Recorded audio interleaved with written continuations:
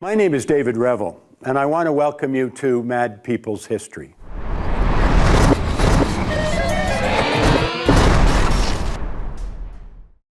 Mad People's History is a collection of stories, and many of the stories are told by mad people themselves. Marjorie Kemp, for instance, told her story to a priest in 1436. Linda Chamberlain, on the other hand, tells her story often and live and in person. That's because she's an advocate for supportive housing for people with mental health histories. Linda used to live in a cardboard box.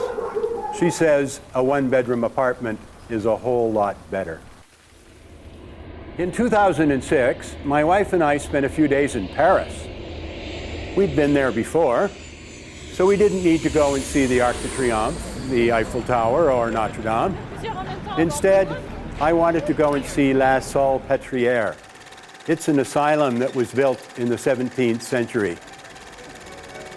It's easy to get to La Salpêtrière. It's a short walk from La Gare d'Austerlitz, and it's across from Le Jardin des Plantes.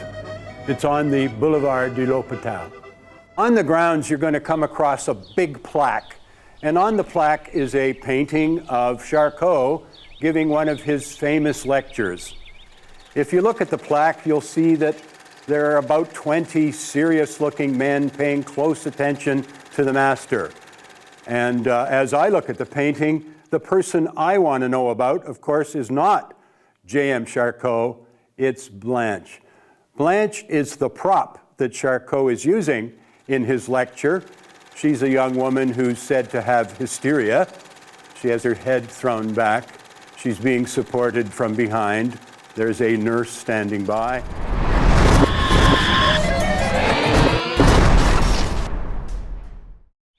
That's the difference between the history of psychiatry and mad people's history. The history of psychiatry is about Charcot. Mad people's history is about Blanche. And it's Blanche that we don't get to hear about. And I'd like to change that. Another reason that I'm interested in the stories of mad people is that I have a mad story of my own. In the mid-60s, I spent almost 2 years in mental hospitals, at first voluntarily, and later, not so much. The bulk of my time I spent in the Rockwood Asylum, which was part of the Ontario Hospital in Kingston. I started on Ward 8, I moved to Ward 6, and then I spent almost a year on Ward 2.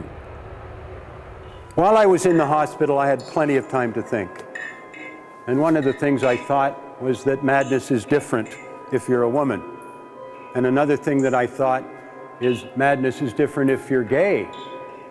And madness is different if you're working class. For some years after I got out of hospital, I was preoccupied, mostly with survival. I had terrible trouble getting and keeping a job.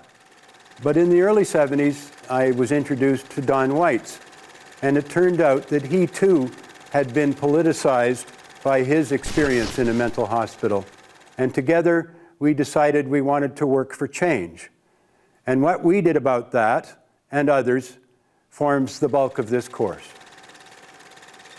Don and I and many others formed what came to be called the Consumer Survivor Ex-Patient Movement. But before I talk about that movement, I want to talk about the politics of madness. Module 1 is about the politics of language. We call mad people all sorts of things, most of them not very complimentary.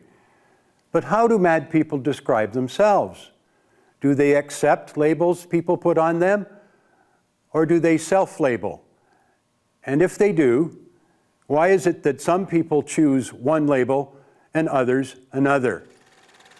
At the end of Module 1, we'll watch a documentary in which 12 Toronto activists describe how they self-label.